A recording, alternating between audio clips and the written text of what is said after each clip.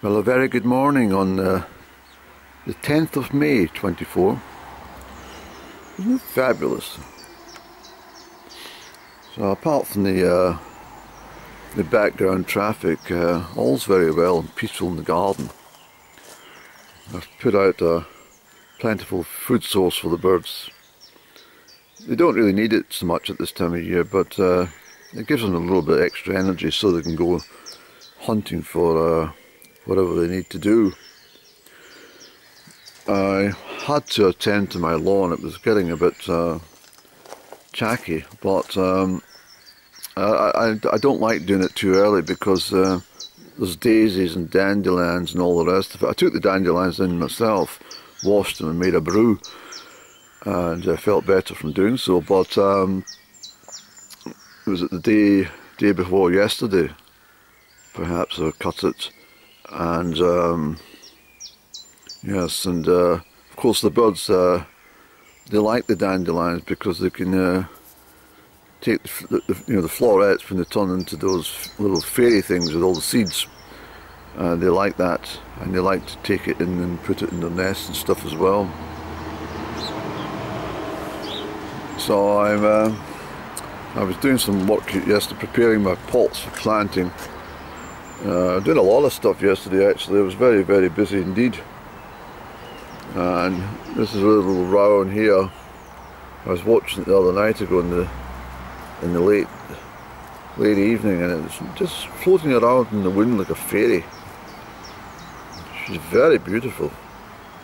She's been a tiny little seed in there. I'm not moving her. She likes it there. She told me. But I need to cut this back. This is the last autumn, but again, it's something the birds like to pick upon, and it's amazing what they take into their nests and stuff, and they like to, play acrobats on the stems as well. I've got sweet cicely in my garden. It's turned into a complete woodland garden. The fairies have done everything here. I cut this back and it keeps growing, but this is edible, and it makes a very delicious licorice-based drink. But take it when it's young. Don't wait until it's all leathery. But it's very nice, very pleasant actually. I love it. It's only here again for a short time, and then I cut it back and it grows again. But look at the height of this. Isn't that wonderful? And it attracts lots of little flies and little beasties that the birds love. So you'll see a lot of birds settling there and trying to peck away. So this is why I grow these things. Well, I allow these things to be grown because, of course, they're all good for the ecology of the garden. It is a woodland garden now. It's not, the front garden's not so bad, it's much more showy, but the back garden's, in some respect, it's the way I sort of envisaged it. But I think I've mentioned before there is too many bluebells, but what can I do? I was telling you the story about the bluebells that for every year it passes, one bulb will create 8 new bulbs, so this is why there's so many. But so you can imagine that the garden has an expansion 8 times of the amount of bluebells year on year. So I will have to make get some attention because they've taken up just about every border. But this is the fairies. You see, the fairies take them from one side to the other. The cheeky mischievous during the seasons, They really are. So many bloody bins. If the local council decide that we need another bin, I'm going to have to smash down my bedroom wall and or build a, I don't know what I'm going to do. I was out gathering some birch wood, but I've got an order coming at the end of May. Everything's a bit ragged around here. Andrew, you forgot to bring in your watering can last night. And your ramekin. What were you doing? You went for a walk, that's what you did. But, yeah, so there are lots of things I need to be doing. But I'm not spending any time in the garden today. I've got so much to do elsewhere. But, yeah, so we're alright. Look at the lovely spider's web. I don't know if you can see it in the light. Can you see? Beautiful. Oh, you've left all your tools out, eh? You look at this, brush and everything.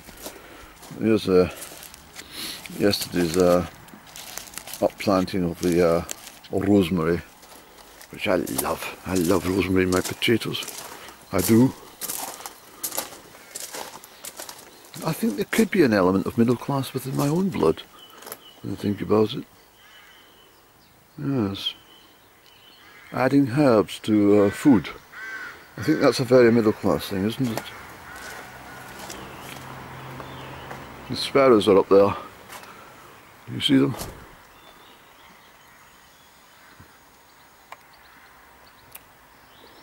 This is the ones that are in here, and they've been in here since January. It's quite amazing. I'm waiting for the young, or at least the eggs to be laid. But I think there's been a second clutch. I think she's lost the first clutch, and they're waiting for. They've been waiting for better weather. You see. I'm not sure, but they're certainly and that's where they live. They've been in two of them in there for the last 4 months. The sparrows love coming to Andrew's garden. We'll have this, and then the robin will come down, and later on in the morning, Mr. Crow comes down, and he'll need a bit more than what's on the table, I'm afraid.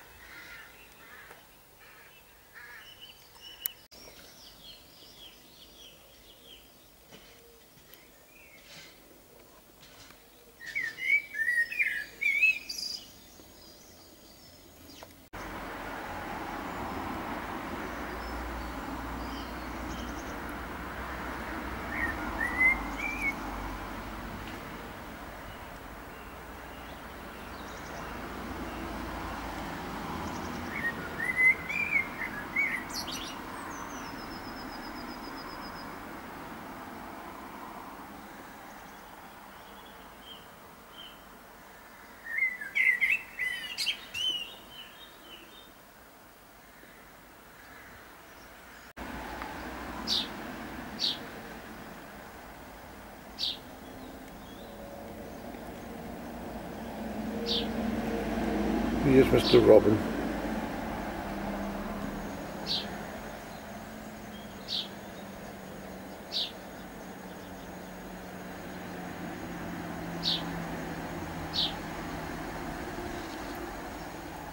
See, he likes the oatmeal. He doesn't like muesli.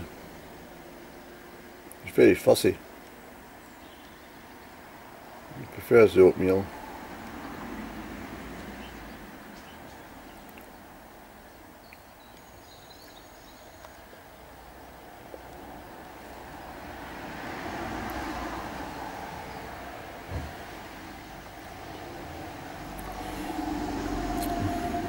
The reason that the birds fly away, without feeling of getting startled, is not because of any movement. Is your energy. Your energy expands and contracts, and any movement at all within your energy, internal energy, they can feel it. So you've always got to be in a state of absolute still internally, almost to the point where you're in a state of meditation.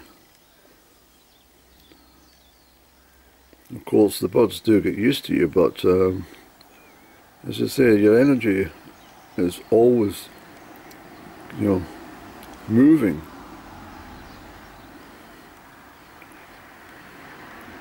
talked a lot about it. That's why places like pubs and supermarkets are pretty awful places to be. All these energies are all haywire. All these different people with different moods and different, thoughts and aspirations and activity, and it's all chaotic.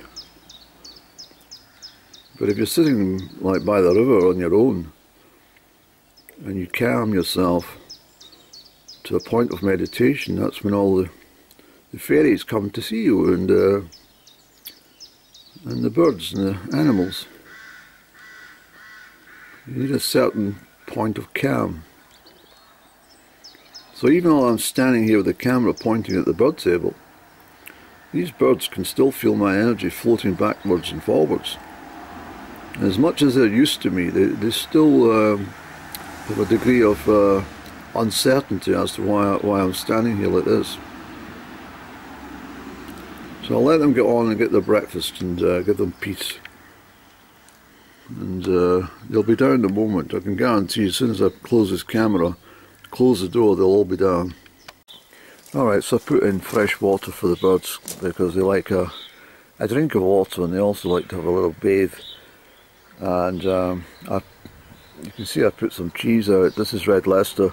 This is for the blackbird.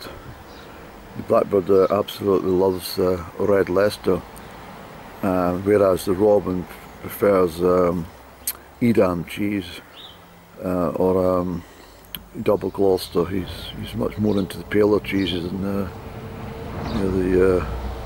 this variety. Although they both do enjoy a Scottish cheddar for some reason. I don't know what it is, but I don't buy much cheddar. I prefer the red Leicester. So I try and make accommodate the blackbird almost on a daily basis.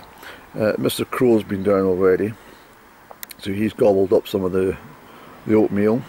He'll be back later on, but it certainly keeps you busy, but it's all worth it because I mean they absolutely come down here. I mean I used to feed all the blue tits with the nuts and stuff like that, but what happens was I think I mentioned the vermin then come when they're very hungry, and they will climb up and try and dismantle the hangers to try and get at the nuts, you see, and they do so.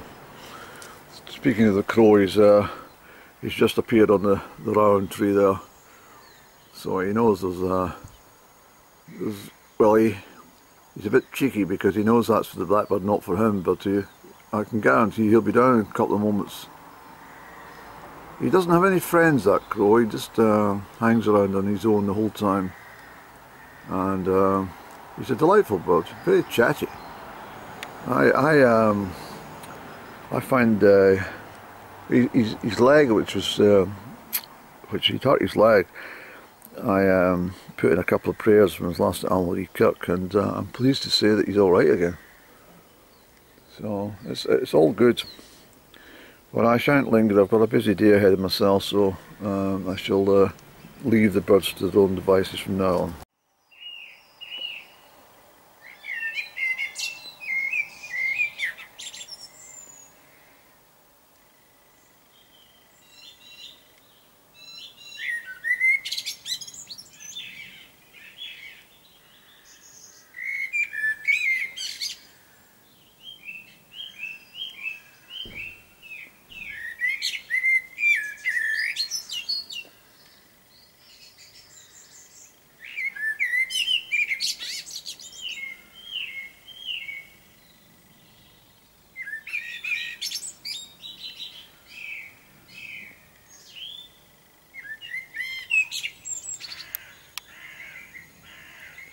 Isn't it beautiful?